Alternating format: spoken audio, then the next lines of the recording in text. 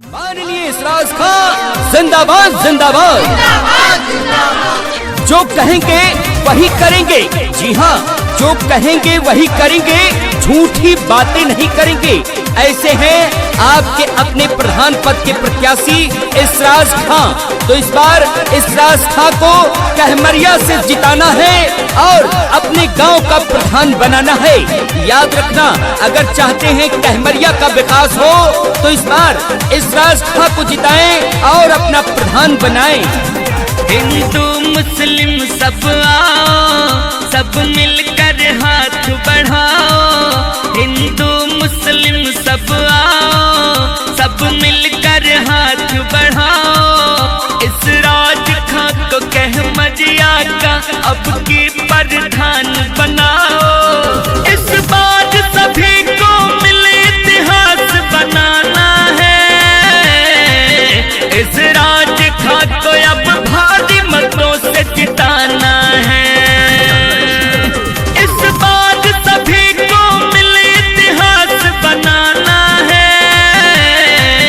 इसराज खां को भारी मतों से जिताना है। हिंदू मुस्लिम सब आओ। सबको देखा बार बार इसराज खां अब की बार, सबको देखा बार बार इसराज खां अब की बार। याद रखना, आने वाले चुनाव में अगर चाहते हैं गांव का सर्वांगीण विकास हो, बन जाए नाला नाली, बन जाए खरंजा रोड सड़क, तो इस बार इसराज खां को जिताएं और अपना प्रधान बनाएं। ये है गरीब का बेटा, सबके दुख को समझता है। सबके लिए हर टाइम ये तो तत्पर रहता है। ये है गरीब का बेटा, सबके दुख को समझता है। सबके लिए हर टाइम ये तो तत्पर रहता है। ये काम सभी के आता, इसका जन जन से नाता। ये काम सभी के आता, इसका जन जन से नाता। कोई कितना भी रोके साथी जी का निभाना है। इसराज खां को भारी मतों से जिताना है। हिंदू मुस्लिम सब आओ।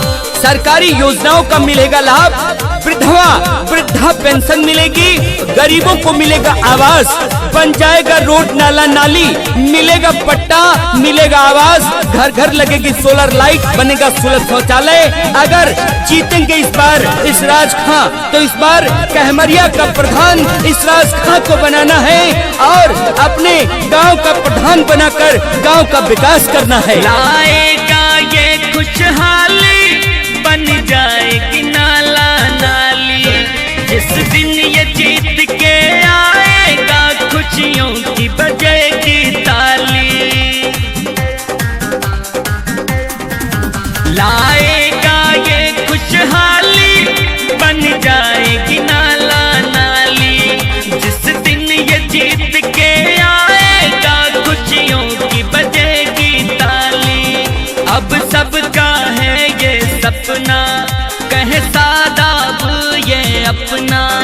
अब सबका है ये सपना, कहे मोहम्मद मियां अपना। अब